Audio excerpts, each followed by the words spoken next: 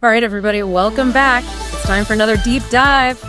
And this time, we're looking at something that's got the EV world buzzing. A little bit of a facelift coming for the Tesla Model Y. Model Y. Yeah. We've got this new article from Cars UK, and they're calling this update Juniper. So that's what we'll be referring to it as. And there's some pretty interesting twists in here. Yeah, there are some things I did not expect to see. Yeah. So if you're curious about what Tesla is working on and what it means for all the other electric cars out there, you're in the right place. Stick around. Absolutely. Let's jump in. So one of the things that I think most interesting about this is that they're already doing so well with the Model Y. I mean, this thing was the top-selling EV in the UK last year. The article mentions that. Yeah. And it wasn't just a little bit ahead. It outsold its rivals, 2-1. 2-1. That's crazy. I mean, it was the 5th best-selling car overall in 2024. Overall. Not just EV, but just like any car. 5th best-selling car. Out of all the cars. That's shaking things up a little bit. Yeah. Yeah. So why mess with a good thing? Right. If it ain't broke. Yeah. Like, why do they have to change it? I think that's the thing with Tesla, though. Right. They're known for moving fast, and the EV market is getting so much more competitive. This almost feels like a direct response to that pressure. Oh, interesting. Especially with all these Chinese EV makers coming in, you know, breathing down their necks. Yeah, they're coming. They're coming. Okay, so let's talk about the actual changes here. So on the outside, we've got some of the usual stuff, right? Yep. New bumpers, lights, wheels, you know, kind of the typical facelift things. Right, the usual suspects. Yeah. But the article really focuses on these new slim headlights and these front and rear light bars that they're adding. Yeah, those are definitely eye-catching elements. I feel like they're taking some inspiration from some of these newer EVs on the market, especially some of the Chinese brands. It's a subtle change, but it definitely modernizes the look. It does. It makes you wonder, though, if they're kind of chasing those design trends now, does that mean the Model Y's original look was getting a little dated? Maybe. Not so much dated as just, you know, maybe they felt it was getting a little stale. The EV market is all about that kind of cutting-edge, tech-forward image. And the Juniper update definitely makes it feel a little bit more modern, sleek. Yeah, for sure. All right, so let's talk about the inside, because I think this is where things get really interesting. Yeah. They're putting a touchscreen in the back seat. What is going on? What is going on? I think it's a huge clue to where Tesla sees car interiors going in the future. Right. It's not just about the driver anymore. Yeah. I almost feel like they're turning the back seat into its own little entertainment zone. Yeah, I can just imagine kids on those road trips just completely zoned in on that screen. Oh, absolutely. But honestly, this could be a game changer, not just for families, but like ride sharing. Think about it. Oh, yeah. You could even use it as like a mobile workspace, you know? You're being chauffeured to a meeting, you get some work done in the back. Yeah.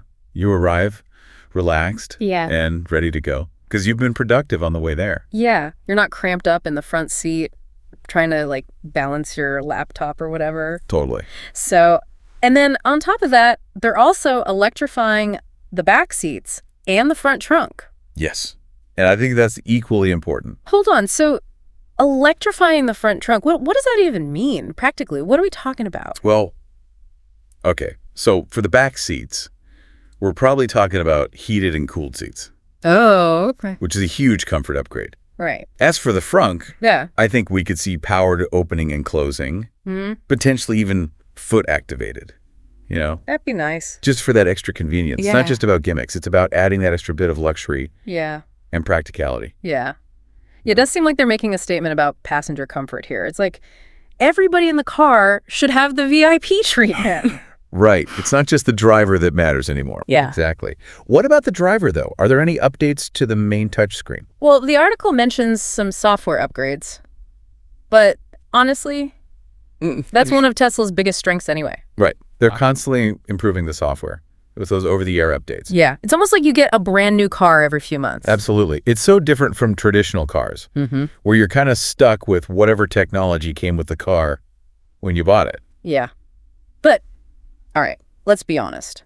What everybody really wants to know is what's going on under the hood? How are they changing the performance with this Juniper update? Yeah. Okay. So this is where things get a little bit interesting. The article really focuses on the long-range all-wheel drive and rear-wheel drive versions. Okay. And get this, they're launching in China first. China first. Interesting. Why would they do that? I don't know. It could be about testing the waters in a market that's absolutely crazy for EVs right now. Or maybe it has something to do with production capacity or supply chain logistics, whatever the reason. It's clear that Tesla sees China as a key player in the EV race. Yeah, for sure. So I guess for those of us here in the UK, it's kind of a wait-and-see situation. Yeah. We'll have to wait for those UK-specific details. Yeah. But at least we have something to chew on for now. Exactly. And the good news is that it looks like the long-range models are getting some pretty significant range boosts. Oh, that's great. Which is always good news for anyone worried about range anxiety. Yeah, absolutely. But here's something I don't quite understand. The article says that the long-range AWD is getting quicker. Right. But the RWD is actually getting slower. Why would they do that? It's a bit of a head-scratcher. Right. You'd think a facelift would mean across-the-board improvements. Yeah, I mean, typically. Yeah. So there could be a few things at play here. Maybe they've made some changes to the battery in the RWD to prioritize efficiency over just pure speed. Or perhaps they're trying to create a clearer distinction between the different trim levels. Oh, interesting. So maybe they're trying to push people towards the AWD? Yeah, it's possible. Or there are just other factors that we're not even considering yet. Exactly. We'll just have to wait and see what Tesla reveals. Yeah, I guess so. More to come on that. More to come. We'll keep you updated. Absolutely. Yeah. It is a bit strange. You'd think they'd want to make everything better. Yeah. But maybe Tesla's thinking a few steps ahead, you know? Yeah, like they're playing chess while everyone else is playing checkers. It's all like that. So what else are they changing? The article mentions something about a retuned suspension. Oh, yeah. Does that even make a difference? Oh, it can make a huge difference. Okay. Think about it. This means they've adjusted all the springs and shocks and everything. That affects how the car handles and how it feels when you're driving. Okay, so it's not so much about like raw speed. It's more about the overall driving experience. Exactly. It's about how the car feels on the road. So what kind of changes could we actually notice? Well, potentially a smoother ride. Okay. Especially on those rough UK roads. Yeah. Those potholes can be brutal. Exactly. And it could also mean better handling, you know, feeling more stable when you're going a bit faster. And maybe even less road noise. Oh. So a quieter, more refined experience in the cabin. Now that I'm interested in. Right. I do appreciate a nice quiet ride. But getting back to these China first details, the article doesn't say anything about changes to the other Model Y variants, like the performance model. Yeah, that's true. Okay. They're really focusing on the long-range models for now. So does that mean no love for the performance enthusiasts? Well, I wouldn't say that if Tesla's past behavior is anything to go by. I think it's safe to assume they'll eventually roll out updates across the entire lineup. Okay, so there's still hope. Oh, absolutely. Okay. And don't forget, they've always got those over-the-air software updates up their sleeve. Right. So they could tweak performance, add features, even improve battery management, all without any physical changes. Yeah, that's one of the things I really like about Tesla. It's not just buying a car. It's like buying into this whole ecosystem of updates and improvements. Oh. Exactly. It keeps the car feeling fresh. Which is something you definitely don't get with traditional car makers. For sure. Out of all these changes, what stands out to you as the most significant? Honestly, that backseat touchscreen, Yeah. that just feels like a game changer. It changes how we think about the car as a space. It's not just about getting from point A to point B anymore. Yeah. It's about what you do during that journey and how everyone in the car experiences it. I think you're right. It's not just about the individual driving experience anymore. Right. It's about creating this shared, connected space for everyone. Exactly. And I think the electrification of the back seats and the frunk plays into that as well. Oh, absolutely. It's all about that premium, comfortable experience. Yeah. No matter where you're sitting in the car. I mean, Tesla's basically turning the Model Y into a mobile lounge. Love that. A mobile lounge. Yeah. It speaks to this larger trend of cars becoming extensions of our lives, our digital spaces, even our social hubs. And Tesla seems to be leaning into that, creating a car that's as much about the destination as it is about the journey. This is more than just a simple refresh. Yeah. It's Tesla responding to how we're using cars in this increasingly connected world. Precisely. And it highlights just how quickly the automotive industry is evolving. Yeah. The lines between technology and transportation are blurring.